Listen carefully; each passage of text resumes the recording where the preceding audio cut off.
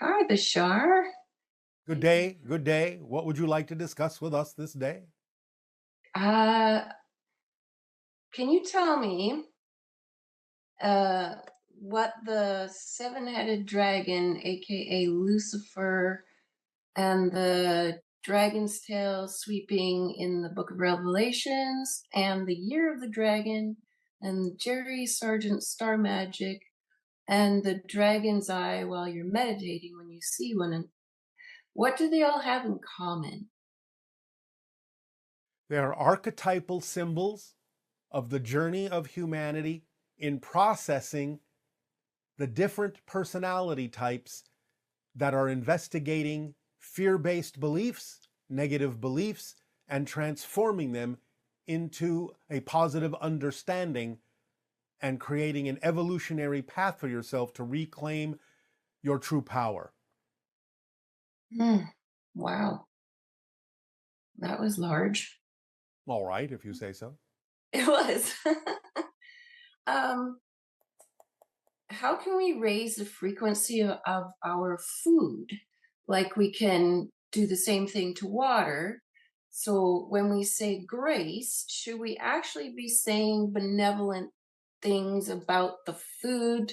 You Because can. the You can, but also remember that when you raise your own frequency, what you will be attracted to eat will be the things of higher frequency automatically. yeah, I do understand that. And at the end of the grace or prayer, should we or should we not say the word amen? Because there's a reference that it might be praising Amen Ra, who professed to be God, but he's not all that is. It will give whatever meaning you give to it. It actually simply means so be it. Oh, okay. That was So, nice. whatever you decide is the definition that works for you, you can say whatever you wish. It's just a permission slip. Remember that prayer, grace, is a state of appreciation for what you have in the present. Mm, That's all it is. A state of appreciation and gratitude for what you are and what you have right here and right now. That's all it is. That's a high vibrational frequency that will attract high vibrational frequency things in physical reality as representations of the frequency you have taken yourself to. okay. So it is an attitude of gratitude and thanks for who you are and what you attract as the lessons you need to learn in life. Okay. Um, Did I have an out of body experience when I had read a Sylvia Brown book and followed the directions? And Yes, you have out of body experiences like everyone all the time, especially when you are asleep physically. You don't necessarily remember all of them, but by focusing yourself on certain information that had to do with it, you may have given yourself the opportunity to remember some of the out of body experience that you have had. yeah, because coming back, I felt like I was levitating about 3 feet above my bed and slammed into my bed when I woke up. Yes. And then recently, I woke up really suddenly because I realized I was in a black space. And if that is an out of body experience, and if that happens again, how can I relax myself and not be so scared and wake myself up? Well, what were you afraid of? I don't know. I just remember it was just black, and then suddenly I woke up and I knew I was in fear. But then I realized, well, All right. there's not. There is nothing to be afraid of. You may have been facing the idea of what people on your planet typically call the shadow self, coming to terms with the idea of any fear based beliefs you may still be holding on to, because those things can come up when you start to increase your frequency. When you start to shift to higher dimensions, you have to let go of those things. And letting go of those things, those remnants of fear based beliefs that may exist in your physical mind, can create the idea of having to face them, having to truly understand why you're holding on to them or why you were. So increasing your frequency may put you face to face with beliefs you have to let go of. Yes. Okay. Um, so I've had some supernatural things that happen in my life, Yes, and here's I understand what you mean by that. but everything is natural, even what you Oh, refer to as supernatural. okay. Well, one little one is I saw, how the tuna cans, they can stack up on top of each other? I Yes. had 3 of them in my cupboard, and I was about 8 feet away from my cupboard. I literally saw the tuna can jump off and land next to it. So I was like, "What energy did that?" You did. Oh, cool. There are moments when humans will slip into a higher frequency state and recognize that they are creating, literally creating, the projection of their physical reality. And so, in that moment of unguardedness, you may have become more of your true self and demonstrated to yourself how you actually can manipulate physical reality because it's your projection anyway. That's amazing. So, you will give yourself these little markers from time to time to remind you that physical reality is extremely malleable, plastic, and flexible, and that you are creating it moment to moment. And Right. that if you stop focusing so strongly on the idea of only being in physical reality, only focused on physical reality, you can from time to time see physical reality shift itself in ways that seem quite magical. So that might be one of my gifts then that I'm not aware of. It's a gift you all have, but it comes with the awareness that you are creating your physical reality and not being afraid to allow it to be reflective of the true way in which you are actually generating it. Hmm, okay. I had a dream that my husband and I were walking into a venue where I was gonna perform because I'm a singer, and we're bringing the gear in, and suddenly the warehouse changes into, the place changes into a warehouse, and it's very dark, but the walls are glass, and I can look over and see the next building over, and the people are screaming and running out. Yes, And I'm calm. My husband is kind of sketchy, but then he realizes he can be calm because I'm calm. yes. Um, is Was that a premonition of an unveiling? It is the recognition of what we have called the splitting prism of different realities that are separated by analogous glass walls where you can see other realities where people may be choosing things that are not your preferred vibration, but they can't affect you because they can't get through the glass wall, even though you can see them. Mm, So it's a nice. recognition that you are in your own reality Yes.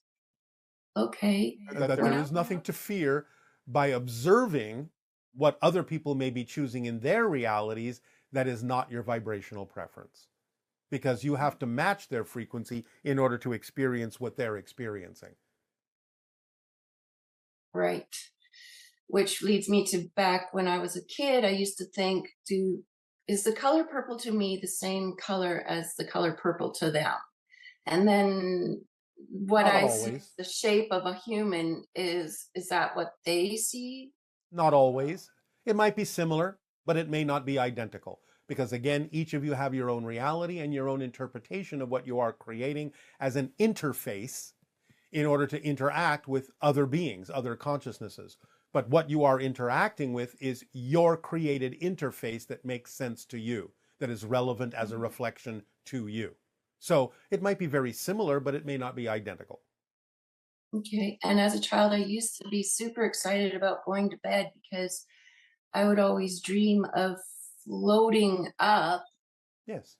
Out of body experiences. Oh, okay, yeah, the silver cord, and it was like just felt so wonderful. Yes, well, this is natural for all of you to do. Not all of you remember doing that, but it's something that you all definitely do when you're asleep because you're going back to your natural state, because you have calmed down the physical consciousness, the physical focus, and you can become more of yourself, which is naturally spirit, non physical. The physical Okay. silver cord is simply one way of interpreting the idea that you're still connected to a physical experience. You haven't severed that tie. You're not going back completely into the idea of waking up into spirit. You're still maintaining a connection to the experience of physical reality, which happens within your soul. Kind of like the movie Avatar? Kind of, as a simplistic analogy. Yeah, yeah, for sure. Last question. I don't know if you can answer it. Has my sister Jenny reincarnated somewhere? And if so, where and what's she doing? Well, you understand that incarnation is multiple simultaneous carnations, not reincarnation literally in a linear sense. Right. Everything exists at the same time. Yeah, So that soul can be having other experiences, but it's not literally reincarnation in the way that most people on your planet mean it. mm, So you will always be able to contact the spirit of that being, even if they are experiencing something that to you would represent another incarnation. right. Okay. So whether or not they're in physical form or a non-physical form, I can always contact them. Yes, because every form always exists and every form exists at the same time. So, whatever way in which it is easiest for you to understand how to make that connection, you can use that to make that connection. And that part of the being will always be available to you, no matter what else they may be choosing to do. Because remember that spirits are multidimensional beings. Do you happen to know what her little signs are? Like some people say pennies are feathers, but does she have a particular sign? Well, what has occurred in your synchronicity that reminds you of her? Hmm. Can you remember any instance of simply going about your day and suddenly something just reminded you of her out of the blue, as you say? Oh, for sure. Like the things that she's made me and sewing and her laughter and stuff. So, All right. Then those things can be the signs that she may use, because the things that you remind yourself of her with are the things that she would most likely use to get in touch with you. okay. All right. Well, thank you very much. You are welcome very much. Aveo. Avail. Good day to you, Bashar. First of all, I want to thank you very much for this co-creation and your tireless support of our human development. Thank you very much. It is our passion and our pleasure. What would you like to discuss? I lived my life for years in a very joyful and happy way. I lived according to the formula. Even I did not know the formula because I first heard of you and the formula about 3 months ago. So about 1 year, this changed literally overnight without any visible reason. I woke up in the morning and had a feeling of horror. No pain, but horror. This stayed for about 3 months. Then I overcame it, and the joy returned month to month, but not so often as before.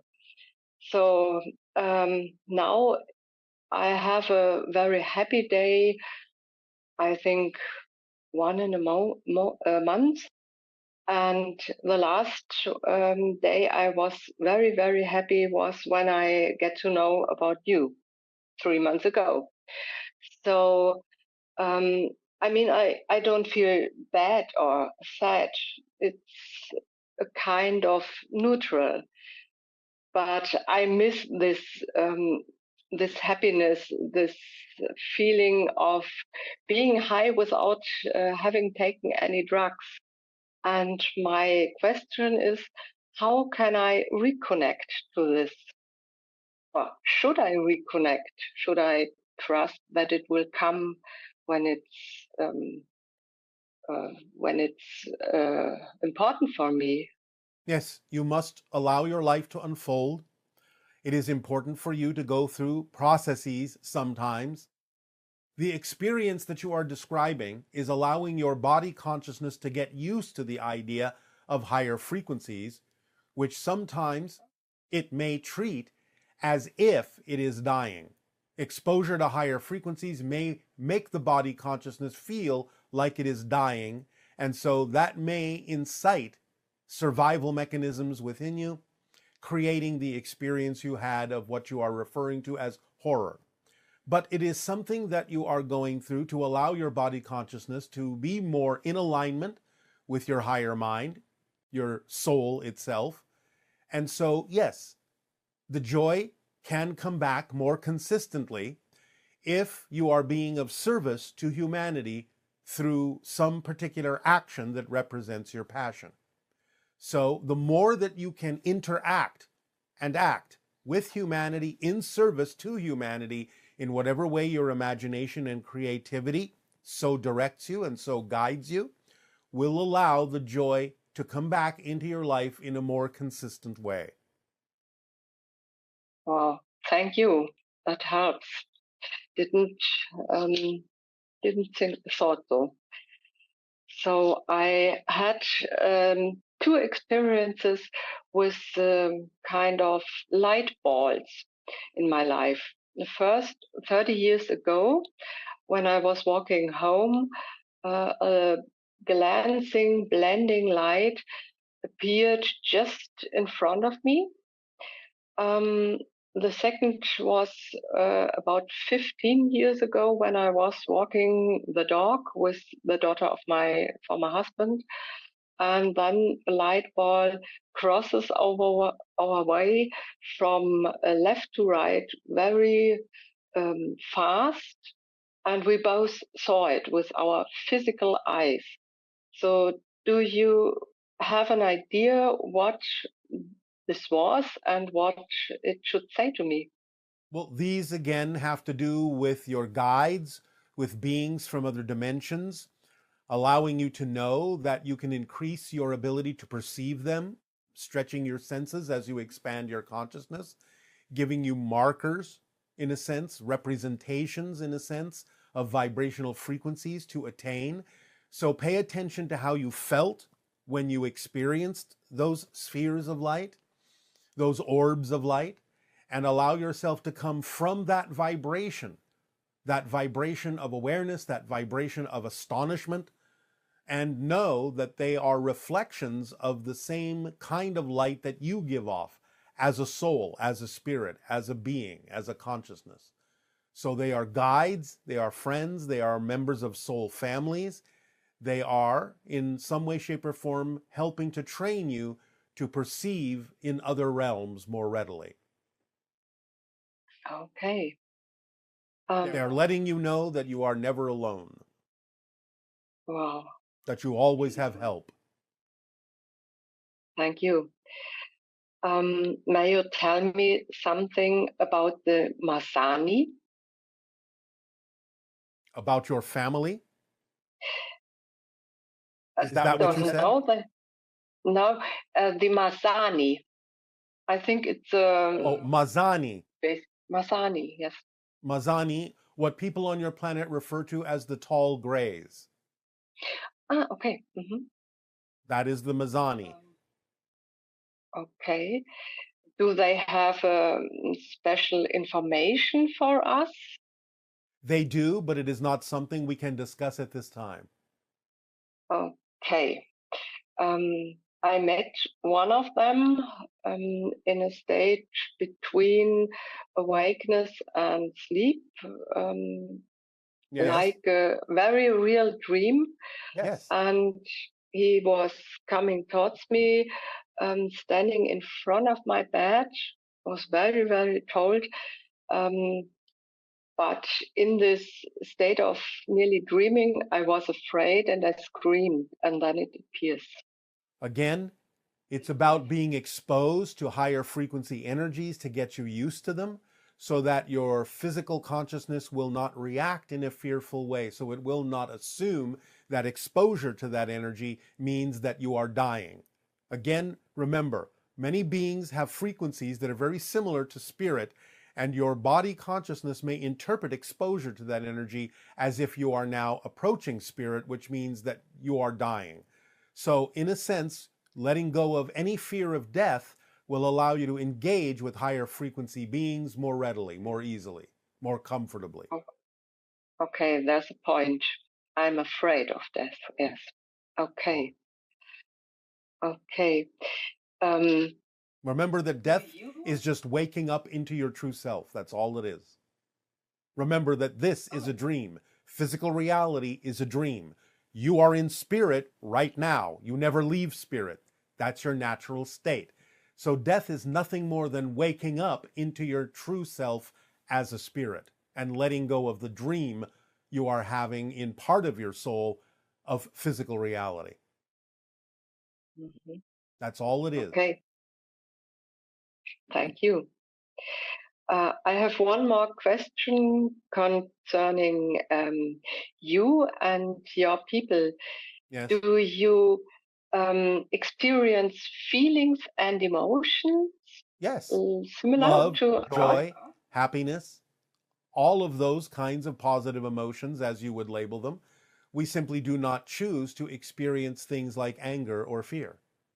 We understand that they are always available, but it is not simply something that we choose because it doesn't serve us any longer for the lessons that we need to learn, for the processes we need to go through. Mhm. So you don't have to be incarnated or have a body to experience feelings. We have bodies. We are physical beings. We are not spirits fully. We are quasi-physical. We have the traits of spirit, but you would still perceive us as physical beings. Okay. Okay. Does that answer your question? Yes. Thank All you. right. Then we thank So you. thank you very, very much, Avio. Aveo.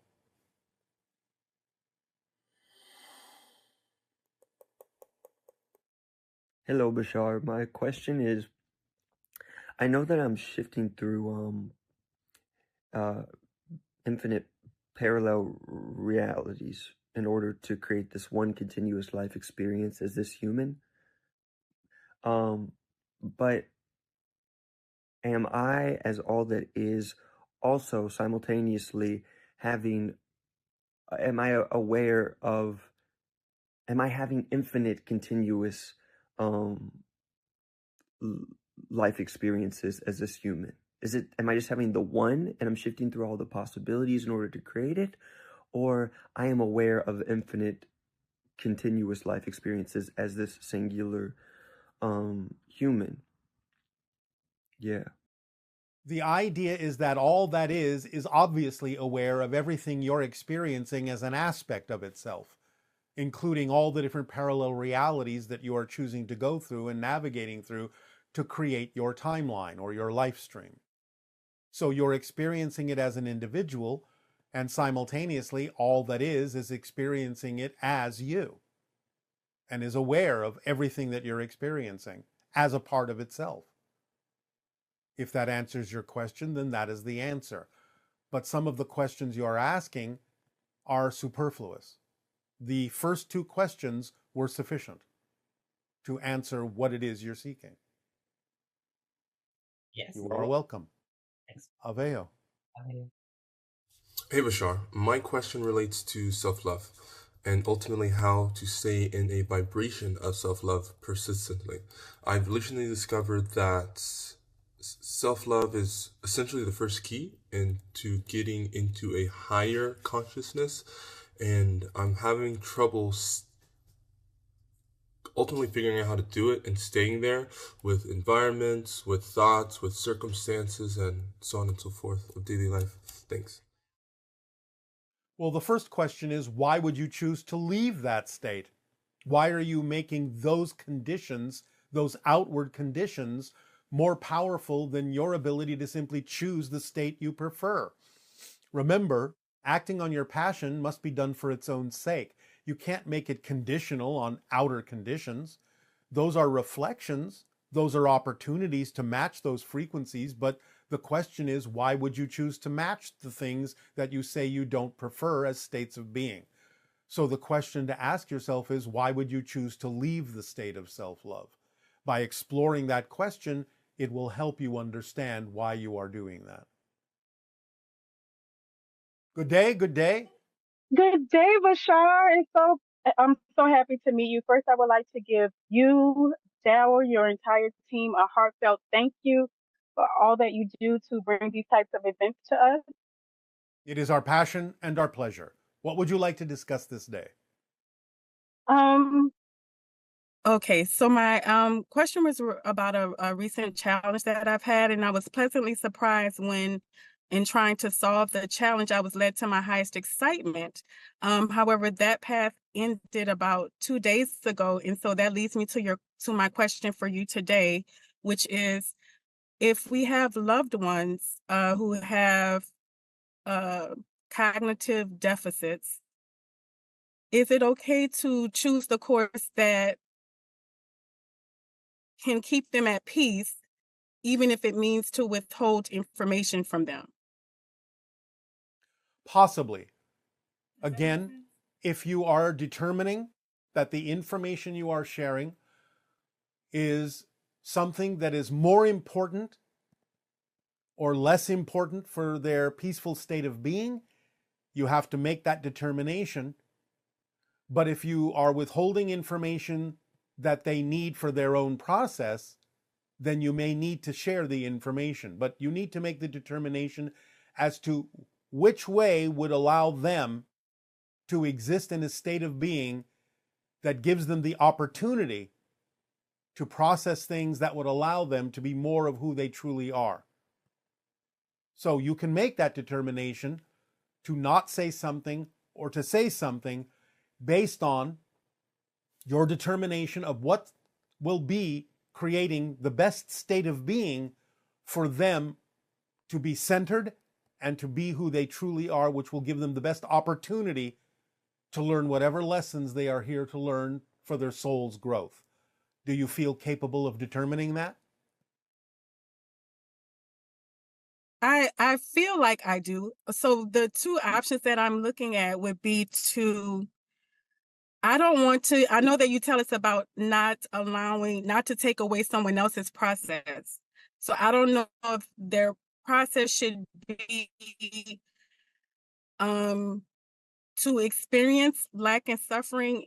I don't want to judge their experience either and say that it's suffering. They may not look at it as suffering. So the two options would be to do what they need for their basic needs and not share certain information with them about how it's being accomplished, or to let them have the experience of lack and suffering and possibly not having all their needs met. We will say this. Whatever it is you deem to be truly helpful, you can offer them the opportunity to be helped, but they have to accept it. If they are not accepting it, then it's none of your business what they do with the information you're sharing with them that you deem might be helpful to them. You have to let them determine whether or not they wish to be helped by it. So you can share an idea, but you can say it's up to you to determine whether or not this is something you would like to accept. You have no agenda as to whether or not they accept what it is that you deem might be helpful for them. Does that help you? Yes. Yes, sir. I do. All right. You do not have to refer to us as sir. It's a habit. I'm Southern. I'm sorry. Oh, all right. Thank you, Bashar. Thank you for everything, very for welcome. giving your energy to us all of these years. Thank you so much. It is our passion and our pleasure. Aveo. Hi, Bashar. I have a question. I'm an animal communicator, and I talked to many dogs before they died, and they always knew when there was their time of death. But recently what happened to me was that I talked to one dog, and the dog said, "I'm dying." But then I communicated with its owner, and I gave the dog Reiki, and then what happened? The dog didn't die. So my question is, do animals know their time of death? Or what happened there?